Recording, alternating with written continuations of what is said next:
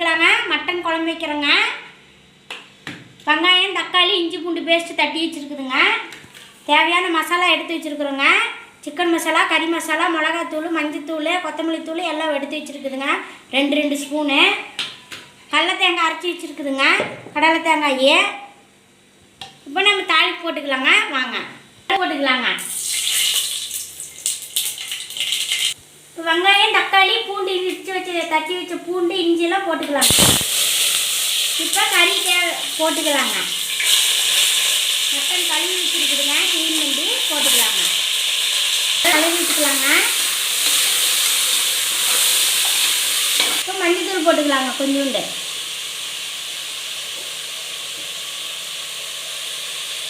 இப்போ தேவையான அளவு உப்பு போட்டுக்கலாங்க.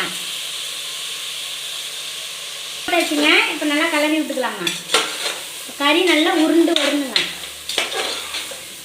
நல்லா மஞ்சத்தூள் உப்புலேயே நல்லா கலரி விட்டு நல்லா கறி உருண்டு வந்தோடனே இப்போ நம்ம தேவையான மசாலா போட்டுக்கலாங்க.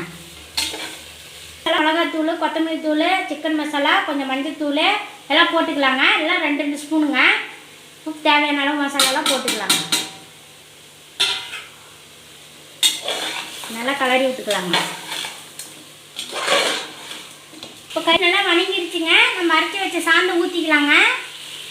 வெங்காயம், தக்காளி, பூண்டு, இஞ்சி, தேங்காய், கடலை எல்லாம் போட்டு அரைச்சி ஊற்றிருக்குதுங்க. இப்போ தேவையான அளவு தண்ணி ஊற்றிக்கலாங்க. குழம்புக்கு தேவையான அளவு தண்ணி ஊற்றிக்கலாங்க. மட்டன் குழம்பு கொஞ்சம் தண்ணி மாரி இருந்தால் தாங்க நல்லாயிருக்கும்.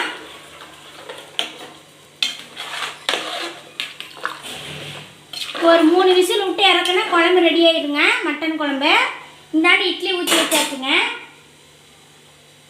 இட்லி ரெடி ஆயிடுச்சுங்க.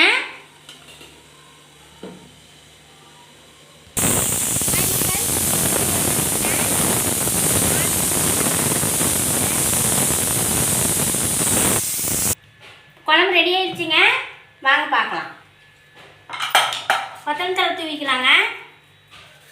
மட்டன் குழம்புங்க.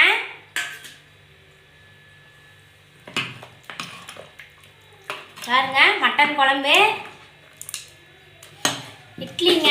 இட்லி ரெடி ஆயிடுச்சு.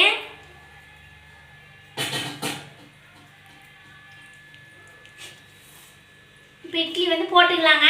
வாங்க சாப்பிடலாம்.